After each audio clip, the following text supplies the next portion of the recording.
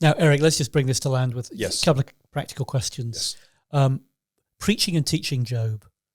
You've already said almost the point of a large part of the book is to tire you out and make you weary Yes. with it. Yes.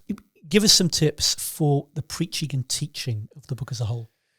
Yes. There's not just one way to do that. I can think of a number of paths through that book.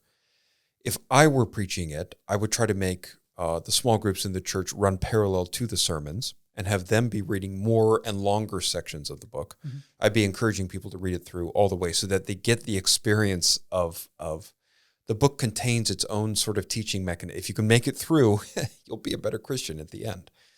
I would take one sermon on chapters 1 to 2, focus on why does God allow these. Mm-hmm. I think Job chapter 4 is a great place to land on what the friends say and why it has a certain plausibility, and yet they're getting Job completely wrong. That would be a really convenient place. And then you could tell individual small groups, read some more speeches by the friends and get really frustrated by them and really angry with them. I would take one sermon on God's first speech and look at how God redescribes the world to Job.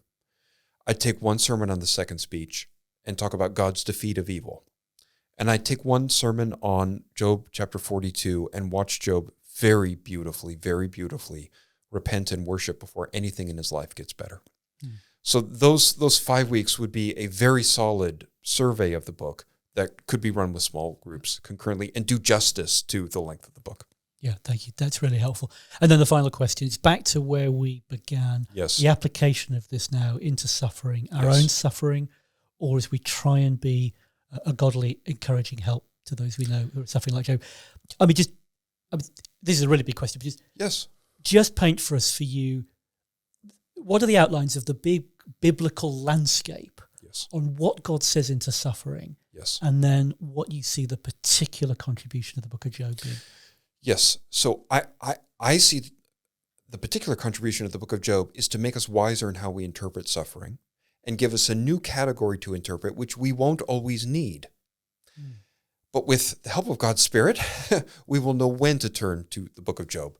It is a deeply valid biblical category to say there's pain in our lives because of our own stupidity. Sin always leads to suffering. Always. And so it's appropriate and helpful to find, if someone is saying, why did God let this happen? It's appropriate to find the right, gentle words to say. Is God letting the consequences of your own actions catch up with you? Now, if they say no, then you don't press and push and say, well, there must have been something, confess, It is appropriate and right to say, is there some aspect of your Christianity that is deficient? There's some virtue you're lacking that God is supplying by means of this suffering. Mm-hmm.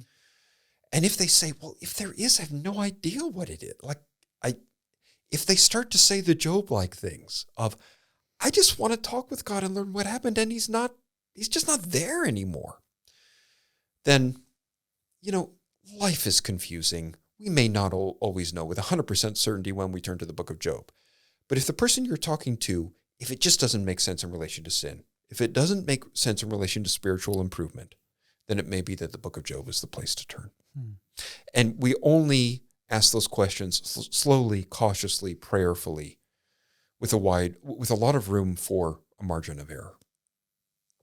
But I think that's the unique contribution of the book of Job. It unfolds for us a particular kind of ordeal that God allows his children to go through, what he wants from us in it, and the happy ending that he has waiting for us. Eric, thank you very much. Thank you for having me.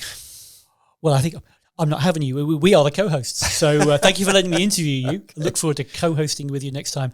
And really looking forward to the follow-up book, these applied sermons coming out in February. Yes.